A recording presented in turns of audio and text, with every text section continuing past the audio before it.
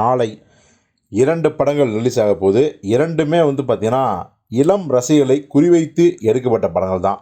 ஒன்று நம்ம நடிப்பின் அசுரன் என்று அழைக்கப்படுகிற தனுஷ் அவர்கள் எழுதி இயக்கியிருக்கிற படம் நிலவுக்கு என்மேல் என்னடி கோபம் அப்படின்னு அவருடைய அக்கா மகனை ஹீரோவாக்கியிருக்காரு. பல டெக்னீஷியன்ஸ் உயர கொடுத்தது படத்துக்கு வேலை பார்த்துருக்காங்க. இந்த படம் ஒரு புது ஹீரோவை தமிழ் சினிமாவுக்கு கொடுக்குறோம் அப்படிங்கிற அந்த உத்வேகத்தோடு ஒர்க் பண்ணிக்கலாம். இது ஒரு பக்கம். இன்னொரு பக்கம் பார்த்திங்கன்னா நம்ம பிரதீப் ரங்கநாதன் ஹீரோவாக நடிக்கிற 2வது படம் ஓ மை கடவுளே வெற்றி படத்தை கொடுத்த அஸ்வத் மாரிமுத்து இயக்கத்தில் அவர் நடிச்சிருக்க படம். இந்த 2 படங்கள் தான் ரிலீஸ் ஆக போகுது. இப்போது ஏற்கனவே பார்த்திங்கன்னா பிரதீப் ரங்கநாதனை தனுஷோட ஜெராக்ஸு, தனுஷை பல இடங்களில் இமிடேட் பண்ணுறாரு, தன்னை அடுத்த தனுஷாக கட்டமைச்சிக்க விரும்புகிறாரு அப்படிங்கிற விமர்சனத்தை எல்லாரும் அவர் மேலே தொடர்ந்து முன் வச்சுட்டே இருக்காங்க.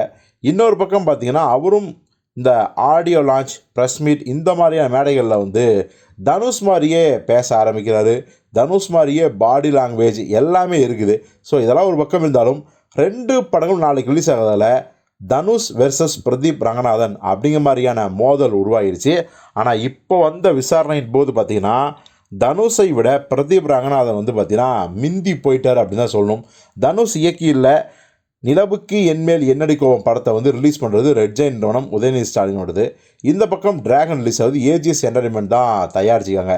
இப்போ பார்த்திங்கன்னா 2 படங்களை விட குறிப்பாக வந்து தனுஷோட இந்த நிலவுக்கு என்மேல் என்னடி கோபம் படத்தை விட நம்ம பிரதீப் ரங்கநாதனோட டிராகன் படத்துக்கு வந்து பார்த்திங்கன்னா புக்கிங்ஸ் வந்து வேறு லெவலில் அதிகமாகிருக்கு.